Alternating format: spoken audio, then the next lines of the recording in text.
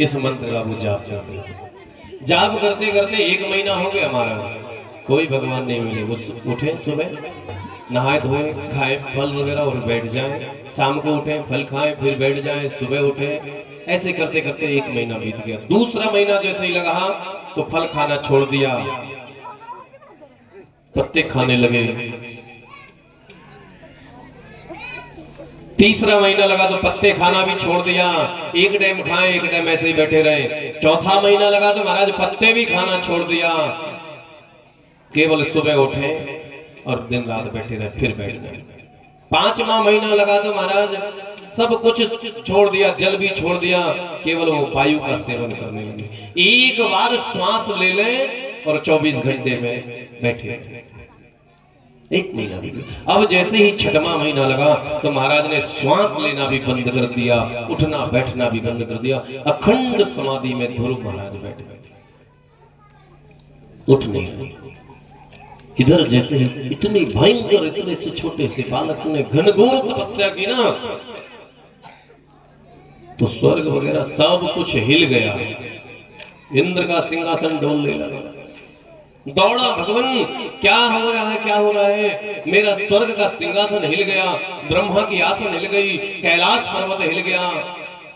क्षीर सागर में गए तो महाराज वहां भी विष्णु का सिंहासन क्षीर से हिल रहा था। महाराज इतनी भयंकर तपस्या पृथ्वी पर कौन कर रहा है?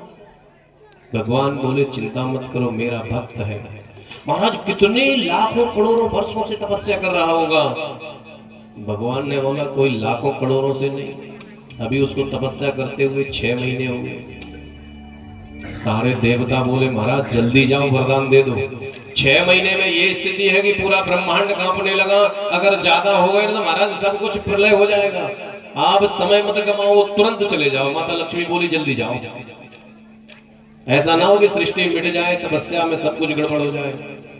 भगवान विष्णु ने सबकी आज्ञा पाई और भगवान प्रकट हो गए। ध्रुव महाराज तो आंख बंद करके बैठे, भगवान खड़े सामने बालक के पहुंच गए। बेटा ध्रुव नेत्र खोलो, वरदान मांगो, तुम्हारी तपस्या से प्रसन्न।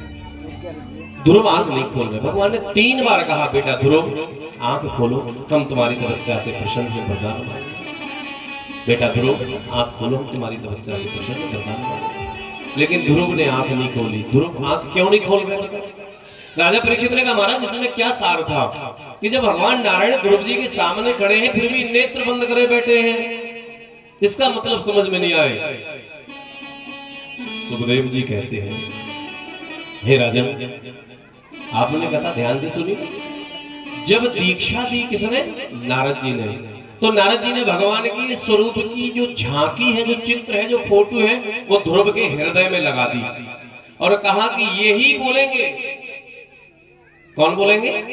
ये जो हृदय में दिख रहे ना, पीले कपड़ा पहने, पीतांबरादरुण बिंब बलादरुष्टा पूर्णेन्दु सुंदर मखादर विंद नेत्रा।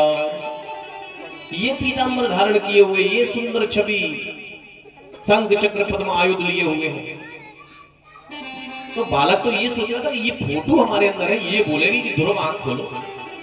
और कहा था कि बाहर की किसी आवाज पर भरोसा मत करना, वो तपस्या खंडित कर देगी। तो ध्रुव सोच रहे कि बाहर से आवाज तो आ रही, तपस्या नहीं करनी। भगवान ने ध्यान धर के देखा तो अपनी सुंदर छवि को उसके हृदय में पाया। छवि माने फोटो। फोटो को हिंदी में छवि बोला जाता है। भगवान जान गए कि यही बोलेगा, नारद की ही माया है। अपनी माया से कहा इसकी हृदय से जो छवि है मेरी, इसको गायब कर दो। माया ने भगवान के चित्र को चुरा लिया और जैसे ही वो हृदय से चित्र गायब हुआ, वो नन्हा सा बालक छटपटा गया। अरे हृदय में से भगवान कहाँ अचानक चले गए? और जैसे ही उसने नेत्र खोले तो वही साक्षात छवि में भगवान सामने खड़े। बोलो लक्ष्मी नारायण भगवान की। बालक